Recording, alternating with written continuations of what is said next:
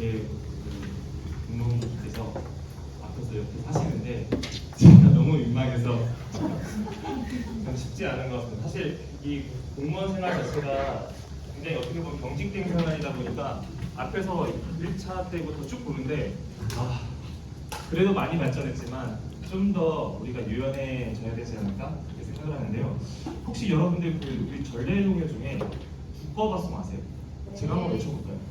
두꺼바 언제 줄게 새집다오. 이렇게 말씀하신 분들은 저보다 비슷하거나 연령대가 저보다 많으십니다. 네, 참고로 제가 82년생입니다. 올해 43인데요. 이 두꺼바송이 전형적인 정비 사업의 한 형태라고 보시면 될 것 같아요. 정비 사업. 근데 정비 사업 하면은 사실 우리 공무원들끼리는 이해하는 부분이 있잖아요. 근데 일반 대국민들은 사실 정비 사업 하면 정비 사업이 뭐지? 뭐 하천 보수하는 사업인가 이렇게 생각할 수가 있는데 좀 더 쉽게 다가가면 재개발 재건축 사업입니다라고 얘기하면 더 쉽게 생각하시더라고요. 그게 바로 정비 사업입니다.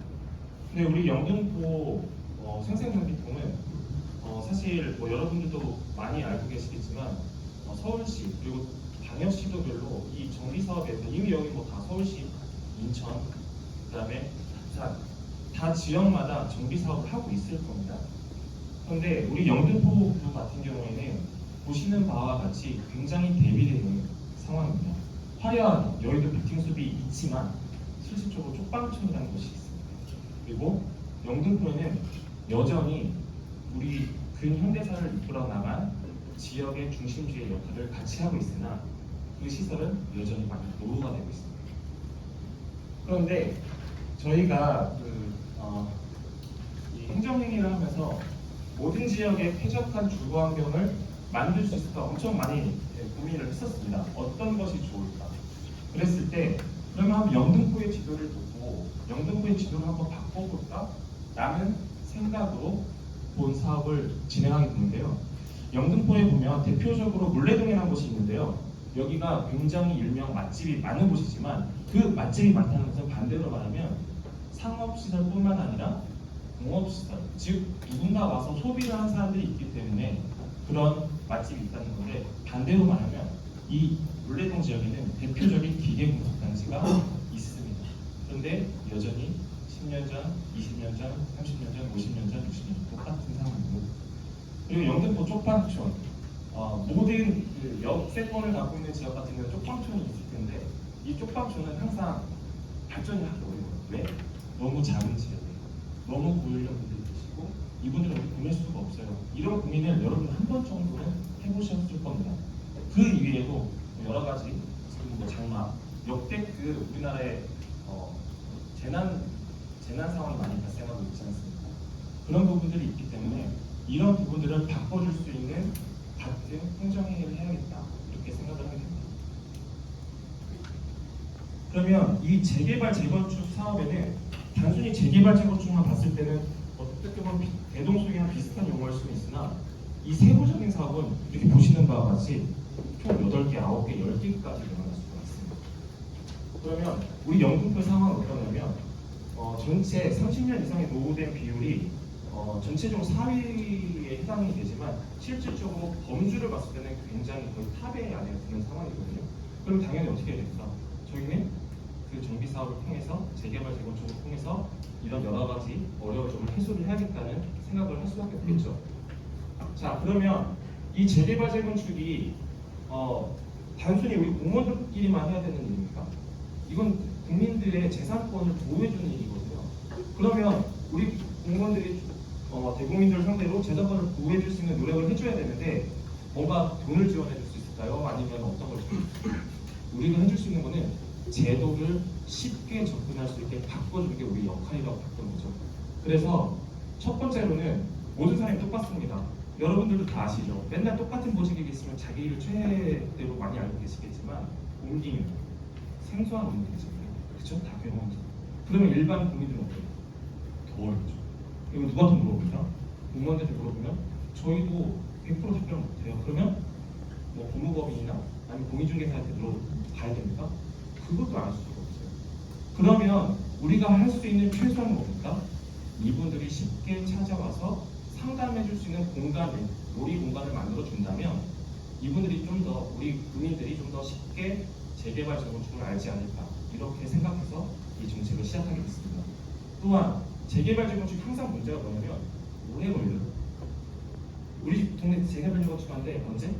20년 전, 30년 전. 그러다 보니까 이 사업이 왜 문제가 있는지를 알 수가 없는 거죠. 그런 부분들도 일종의 작은 행정행위지만 도움을 드린다면 더 빨리 가지 않을까, 그렇게 생각하고 시작합니다. 그리고 이 재개발 재건축 부지가 대부분 고연령 분들이 계세요. 어르신들이 계신다는 거예요. 40대 중반이 저도 당장 저희 아내가 이사 가자는데 순간 멈추더라고요. 왜? 그동안 나의 나와바리가 있기 때문에 쉽게 못 움직입니다. 그런데 7, 80대이 넘어가시면 도움을 못 움직이시죠.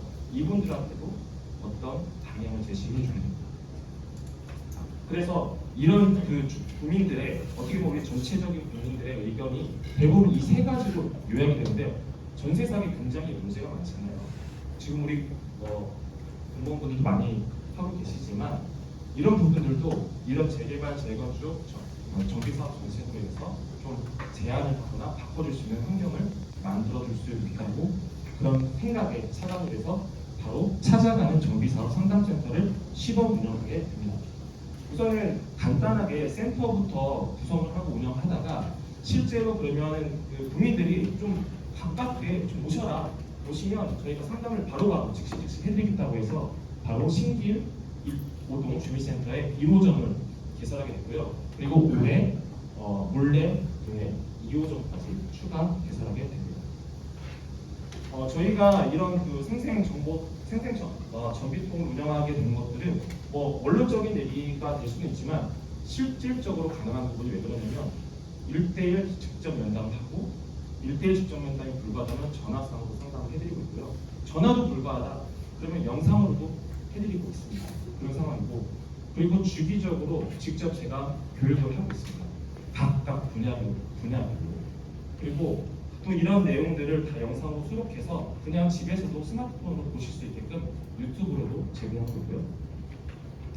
그런데 이런 다양한 궁금증도 사실은 여러 가지 좋은 지원 혜택이 있음에도 불구하고 몰라서 또 못 지원하는 경우도 있거든요.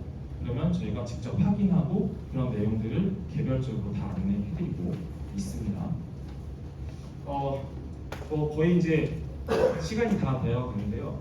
사실 이 자리 자체가 우리가 이 정책을 괜찮습니다, 우리가 더 뽑는다 이거보다도 같이 공유하면서 정책을 만들어가는 시간 같아요. 그래서 저희 주민들의 의견을 한번 정리를 해봤는데, 우선은 실질적인 사례인데 잘못된 매매 계약을 하는 바람에 저희가 수정해줬습니다. 수정해줘서 그 분의 재산권 행사를 할 때 도움을 직접 드렸었고요. 그리고 재건축 관계 법령에서 실제 수익성을 높여야 재건축이 용이하고 그런 부분에 대한 제한을 두고 있고, 정비구역 임대거주자들도 신속하게, 그러니까 내 구역이 개발이 되면 누군가는 이동을 해야 될 거 아닙니까? 특히 상업활동하시는 분 더 하실 거예요. 그래서 그분들에 대해서도 이주 대책에 대해서도 안내를 해드리고 있는 상황입니다. 사실은 이 정비 사업이 만만치 않습니다. 우리 공무원들이 제일 어려운 게 거시적인 행정이잖아요. 뭔가 재산권을 행사할 때 개입을 해줘야 되는데 함부로 못 갑니다. 왜? 책임의 한계가 있기 때문에. 그래서 저희가 내세운 방안은 간접적으로 지원하고, 간접적으로 후원하고, 간접적으로 장려하는 행위에서 영등포 생생한 정보통을 만들게 됐습니다. 그래서 아무쪼록 경청해 주셔서 감사하고요. 오늘 기분 너무 좋은 것 같습니다. 같이 공유할 수 있어서 너무 감사하고 이상을 발표 마치겠습니다. 감사합니다.